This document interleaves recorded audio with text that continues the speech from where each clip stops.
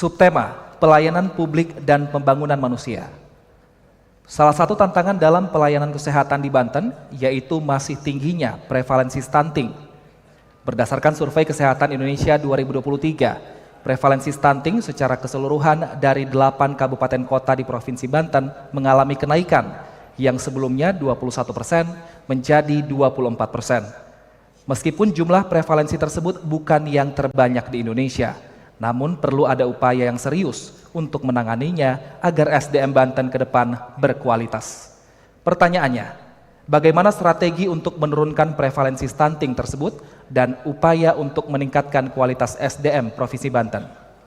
Baik, kepada Cawagup 1, hitung mundur 3 menit dimulai saat Anda berbicara. Baik, terima kasih. Sebelum saya menjawab, saya akan menjelaskan dulu apa itu stunting. Stunting adalah gagal tumbuh pada anak. Ada 2 kategori stunting. Yang pertama adalah gagal tumbuh fisiknya. Yang keduanya adalah gagal tumbuh otaknya. Jadi yang pendek itu belum tentu stunting kalau otaknya cerdas. Maka kategori stunting itu ada 2 itu. Gagal tumbuh fisiknya dan gagal tumbuh otaknya. Bagaimana cara menanganinya? Cara menangani stunting adalah persis seperti kita menangani banjir. Gimana caranya? Kita tangani stunting dari hulunya. Apa itu hulunya? Yaitu anak remaja kita sebelum nikah. Gimana caranya? Kita beri pil tambah darah salah satunya.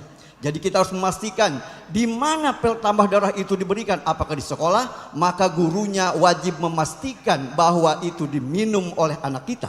Kalau itu diberikan di orang tuanya, maka yakinkan bahwa orang tuanya harus meyakini bahwa itu diminum oleh anaknya. Maka itu salah satu pencegahan dari hulu. Yang keduanya bagaimana juga? Jaga jangan sampai ada pernikahan dini, karena itu akan menyebabkan anaknya stunting. Dan juga selain itu juga, kita juga jangan sampai ada pernikahan ketika anak kita punya penyakit kronis. Apakah boleh nikah? Boleh, akan tetapi tunda dulu kehamilannya setelah anak kita itu sembuh dan sehat. Kenapa kok dilarang hamil dulu? Karena Bapak Ibu semua, ini kalau seandainya dibiarkan ketika penyakit kronis belum disembuhkan, maka anaknya sudah dipastikan bahwa itu akan beresiko stunting. Itu adalah cara mencegah stunting dari hulu. Bagaimana dengan dari hilirnya? Hilirnya yaitu adalah baru kita mendata mana yang anak kita yang beresiko stunting dan juga mana anak kita yang sudah stunting. Gimana caranya? 2 penanganan ini berbeda. Anak kita yang baru beresiko stunting ini adalah harus diberi gizi yang cukup dan juga pola asuh anak yang benar. Jangan sampai pola asuh anaknya tidak benar sehingga ini anaknya akan berisiko stunting. Yang ketiganya yaitu adalah bagaimana yang sudah stunting. Yang sudah stunting ini adalah baru kita beri gizi dan penanganan bantuan sosial kepada anak kita yang sudah stunting. Kenapa? Karena ini akan berisiko penyakit kronis di situ. Berarti penanganan yang telaten. Jadi bantuan sosial yang masuk di situ termasuk kita libatkan bagaimana posyandu kita, bagaimana kader-kader PKK kita, dan juga bagaimana kita belikan alat ukur dan timbang anak. Jangan sampai anak memakai timbangan kiloan di pasar, karena itu akurasinya tidak benar. Terima kasih. Terima kasih. Waktu habis. Kami mohon Bapak Ibu untuk tetap kondusif. Baik, berikutnya kepada Cawagup 2, silakan menanggapi, hitung mundur 2 menit dimulai saat Anda berbicara. Silakan. Ya, saya tidak akan menjelaskan apa itu stunting. Saya akan menjelaskan apa peran pemerintah apabila Andra Dimyati jadi Gubernur Banten.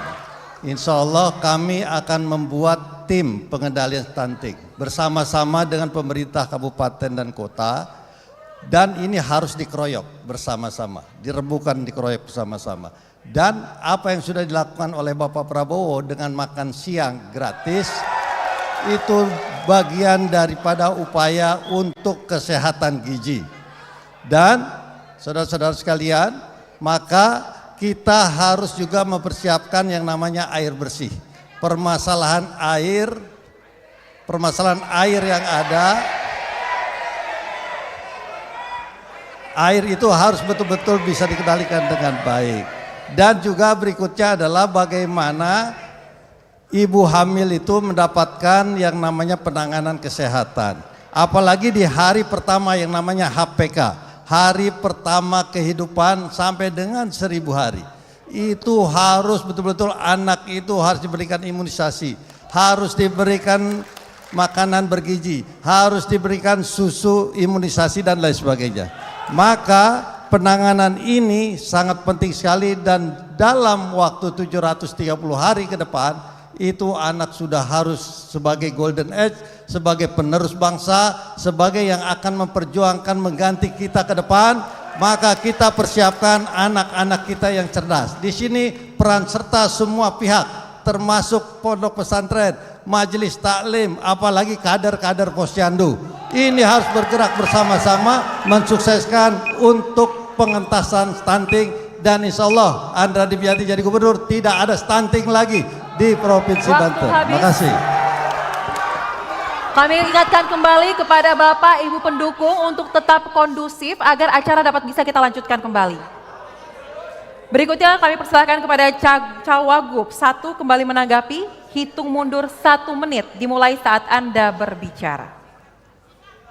Ya, terima kasih. Pak Dim kayaknya tadi salah ngomong, harusnya 1000 hari kehidupan, Pak. Terima kasih. Jadi, tapi baiklah saya lengkapi. Yang pertama adalah stunting itu terjadi bukan hanya kepada rakyat yang di bawah garis kemiskinan saja. Tetapi harus ingat, anak orang kaya pun bisa stunting. Kenapa? Pola asuh anaknya yang kurang baik. Kok bisa?